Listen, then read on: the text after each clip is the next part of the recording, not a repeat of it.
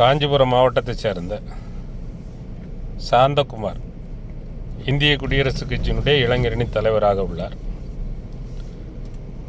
அவர் ஒரு கொலை வழக்கில் சிறை சென்று வெளிவந்த நிலையில் கடந்த 13ஆம் தேதி திருவள்ளூர் மாவட்டம் செவ்வாப்பேட்டை காவல் நிலையத்தில் விசாரணை என அழைத்து சென்ற அதன் பின்பு மர்மமான முறையில் அவர் மரணமடைந்துள்ளார். இந்த நிலையில் அதற்கு நீதி கேட்டு துன்பங்களையும் துயரங்களையும் தாங்கி கொண்டு போராடி கொண்டிருக்கும் சாந்தகுமார் மனைவியினுடைய போராட்டத்திற்கு இந்திய குடியரசுக் கட்சி துணை நிற்கும். சட்டத்தின் முன் குற்றவாளிகளை நிறுத்துவதற்கு போராட்டத்தை தொடங்க உள்ளோம். நாடு முழுவதும் தேர்தல் ஆணையத்தினுடைய கட்டுப்பாட்டில் இருக்கின்ற இந்த நேரத்தில் இவ்வளவு பெரிய ஒரு அநீதி நடந்துள்ளது.